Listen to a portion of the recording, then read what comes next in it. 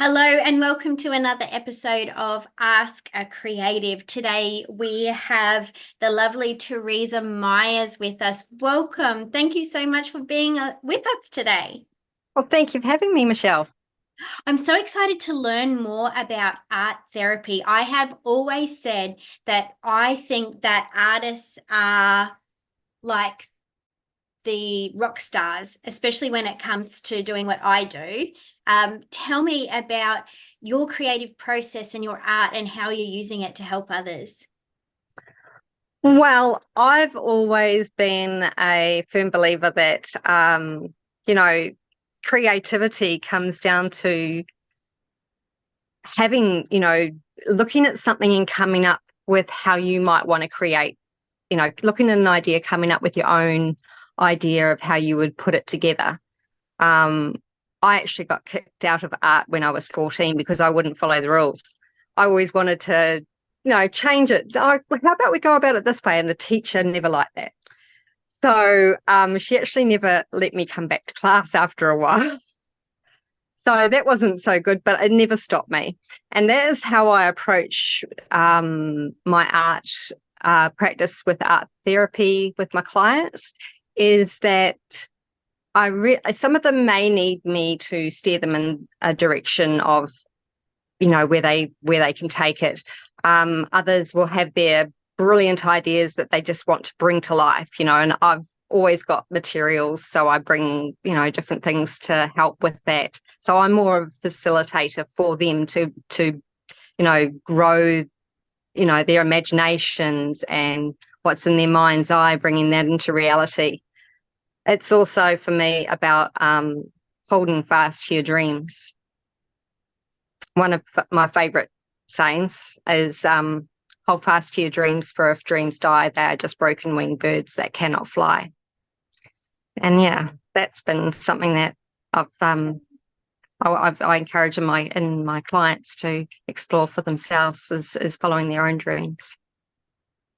Oh, I love that. And how many kids, especially, of our generation, would have been those kids who got kicked out of art class because they're like, I don't understand why you won't be open to seeing other ways of doing things. Do you think it's better now? Do you think, we're Uh, I think more it's open still to let very kids have that limited. expressive uh, hmm, Mm.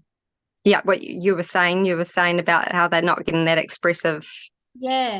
control, their autonomy when it comes to making those decisions. And as I say, art is meant to be creative. So having that creative mind that can see different possibilities, that to me is important to encourage and not squash down and say that's not acceptable. Because man, imagine how much more colorful our life would be, our world would be, if we were able to live outside the box. So yeah. Yeah, I was talking to a teacher on this series as well. Actually, a couple of teachers have said the same thing, that they feel as teachers stifled, that they have got to tick boxes and there's no room for creativity in the Mm, curriculum. And mm, that's a really big problem. absolutely. Most of my clients, well, actually, all of my clients are neurodivergent, and I'm also neurodivergent. I have ADHD, recently diagnosed just before my 50th birthday. And yeah, very recently. And even though I've known for a little while, it's just interesting. But yeah, being that they are neurodivergent, my clients, they a lot of them are really seeking that autonomy and making those decisions. And so when they go along to these classes, whether it be a workshop in the holidays, I do them myself, where you follow along. But I always encourage them to put their own little spin on it. What can you make about what you're doing a little different? You don't have to stick to that. If you've got some other ideas, by all means. So yeah, I always try and offer them plenty of options so that, you know, they've got different materials to work with, and also give them experiences of trying out different mediums and styles of art and seeing what kind of gels for them, you know. So yeah, but first and foremost, it is about developing those relationships with my clients, and yeah, building that connection, because I feel connection is so important, and you can connect through art. You can connect through, you know, keeping these young people's dreams alive. So yeah, that's on that one. I So think I answered the yeah, question. I as a sometimes go neuro, around about things. yeah, but I'm so interested in this because I have um my husband and my children are on the spectrum, and I've always suspected that I'm definitely there somewhere as well. And Yep, yep, I yeah. yeah, I Mm. see how they um, crave autonomy and they want to be creative, but they can't find a almost like a safe place to do it. And then if it doesn't work, they don't like they have this Oh, perfectionism around them. Like, did yes, that that's the resonate? rejection sensitive dysphoria is so very real. I live that myself on a daily. Mm. So having a child that, you know, had this idea in mind and it hasn't quite come off the way that they thought, or, you know, something goes a little bit awry.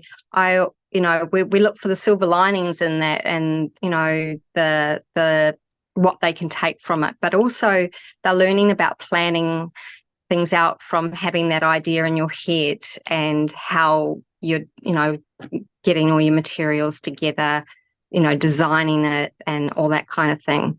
One thing I'm trying to get off the ground at actually at the moment that connects to is I'm connecting up with the Logan City Council to put together a youth mural project here in Bentley, in my local area. So at the Bentley Wow. Neighbourhood Centre, we're keeping our fingers crossed for that one. That one's still in the process of being put together, very, very early days. But I've got a contact in the council, well, a lady that I contacted in the council that is helping me getting that ball rolling. So that's very exciting. But that will be, you know, learning how to plan these things out will be, you know, I'll be talking with the lady that gives you all the parameters on what's allowed and what's not allowed. So, yeah. So there's all sorts of juicy stuff coming up this year. That's so exciting. Yeah. Wow. And as a neurodivergent artist yourself, a creative person, what's your favorite way to be creative? I do a lot of Zentangle and stuff. I also, I don't know if you're familiar with Zentangle. It's pattern. This is one of my art journals. Uh, So that's my front cover. And then inside, you know, my first page here is a collage where I have written the words of "You Are My Sunshine" through it. So, um, yeah, some other raw stuff that was going on for me. Um, how powerful. That's amazing. you can grow through what you go through. Oh no, that wasn't that one. You can't grow without passion. Can't grow without passion, definitely. Now this is more Zentangle. Yep. So pattern is really soothing for me. So I find that, yeah, that repetition, that just, you know, if I'm in a stressful situation, I'll look for patterns around me to help to regulate me. So you'll often find me in my art room doing my art journals. As I say, this is one that I put together. I'll just show you through a couple of pages of this that I really like. I'll just bring them up in a second. You know, something like that. I like this one. This one I like. just, that soothing. Very cool. Sometimes it gets a little bit more kind of significant or maybe even scenic. That's so cool. I love there's like this fluid water sort of theme Yeah, going through that as well. sometimes I Like do it in a metallic. picture. Yeah. So clever. Oh, This is the page I did just around um, New Year's, I think. But yeah, I just love just having a play. This is the thing that I really encourage my clients is it's about experiencing it and just playing with different things and figuring it out. So, being able to really just explore and develop their, skills or, some of the kids I'm teaching how to sew. So the sewing bags and, putting pockets on the front, and one little person has put, favorite characters from her game on the front in fabric paint. And, we've made felt brooches. We've been doing felting as well. So I'm going back to, harking back to, old fashioned crafts and things as well, because it's like a lost art to sew and to do felting and quilling and all sorts of different things that I've always got boxes, as you can see behind me, of all around me is my art room here, where I've got all those bits and pieces. So and I've got crates in the in the garage as well. Plastic yeah. boxes. Yeah. So Yeah. have you always been like this? Like, were you a crafty kid? Yeah, yeah. I would spend hours, flax weaving or drawing. I had my own fashion range at one stage where, there was I couldn't draw faces, so I just draw the chin and the neck, and then the designer jumpers that I would design. Wanted to be a fashion designer at that point. Hmm. Oh, that's so Mm. cool. So, I mean, you can be creative in so many different ways. Like I do the words, like that's it. I do the words, and you have this amazing range of all different things that you can do to express yourself and help others to express yourself. I just think it's incredible. It's so amazing. What's the best part about what you're doing right now? My sessions with these kids, feeling like I've impacted, given them their own voice. And look, I work with adults as well. Sometimes I've worked with parents, and some of the expression that comes out in them is just phenomenal. Sculptures of trees that are just family, members that represented in within the tree, etc. It's amazing. It's amazing. You might see those on my Facebook page, but I just love being able to experience that with them. So, Yes. yeah. But it is different with adults than it is with children. I find that you won't get so much of that expressive stuff until they're in their teens. Mm. Um, and that's only if you've built a connection with them over a long period of time. It's a game of well, not a game, but an experience of trust. So yeah. Mm, Yeah. like I said, connection. So Mm. what do you see as the hardest hurdle for those people to overcome? Like, what's the hardest barrier that they need to break through in the art therapy? I find with children, it's more about building their self-confidence. Hmm. Um, and again, giving them a voice and just being able to learn how to be free to express themselves. There's always a lot of shame in expressing yourself. It's it's hard for people to open up. So when, yeah, that's the thing, is just being able to. I don't find it hard building that relationship with them. It's just there's all sorts of different factors. So that would be what I would say is the hardest thing, is not having um yeah it's the time that it takes. I think a lot of people or parents may expect it to be a fast process, but it is something that takes time. And yeah, I've had clients that have been with me for 3 years now. So yeah, it's yeah, they don't always have. I was actually having a conversation with somebody today saying, we're always going to be friends. So yeah, you don't always have to stay. So yeah, and yeah, they knew exactly what I meant. So yeah. Yeah, so special. Yeah. What Mm. advice would you give for creative kids, especially kids who are ADHD or ADD or on the spectrum when it comes to art? What advice would you give them? The advice that I would give them is that there's always beauty in to be found within the things that feel dark. There is always, it takes time to process that, and it's okay. It's okay to take that time for yourself and to, being that I forgot to tell you that I'm actually a youth mentor as well. So I do tie that together into it. And sometimes I even tie in my kids' yoga coaching that I do.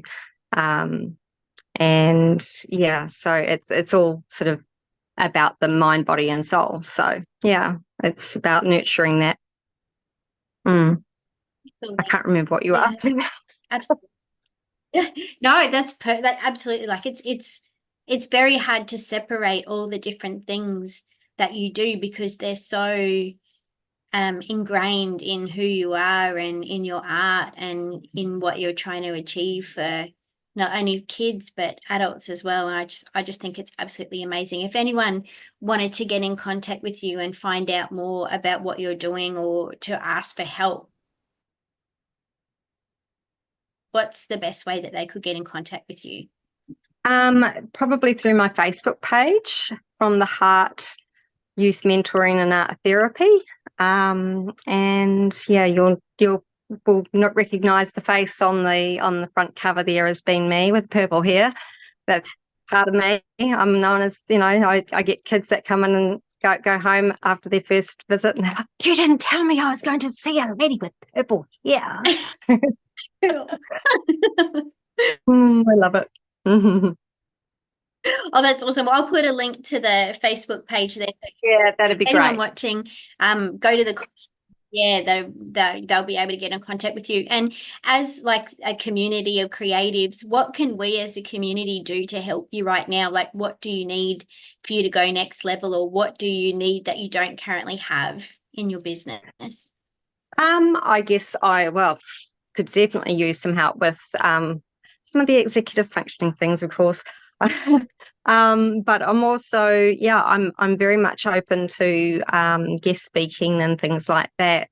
I feel like this is where my trajectory's just started taking me. So I'm really, open to being able to come into other, um, whether it be, a council project or your own project to have a youth retreat or anything like that, or youth group that you want me to come in and do a guest speaking role, I'm happy to do that too. I'm That's definitely, cool. yeah. I actually wanted to Yeah. pick your brains about that, Michelle, because I thought, within schools as well would Oh, be great. well, we will do that. We will do that. Mm, mm, definitely. I Yeah, was thinking, absolutely. I can definitely oh, see that's that. we're Yeah. meant to meet each other. I know, definitely. We will definitely have a conversation around that. But I just wanted to thank you so much for taking the time and coming, explaining all the different ways that you're creative. And I know that you have inspired people who are watching to, make that big, scary leap about not worrying about whether it's going to be perfect or what other people are going to say, but to actually be creative because it fills them up and it makes them happy. So thank you so much for coming and chatting with me today. You're very welcome. I had fun. And we will see you on another episode of Ask a Creative.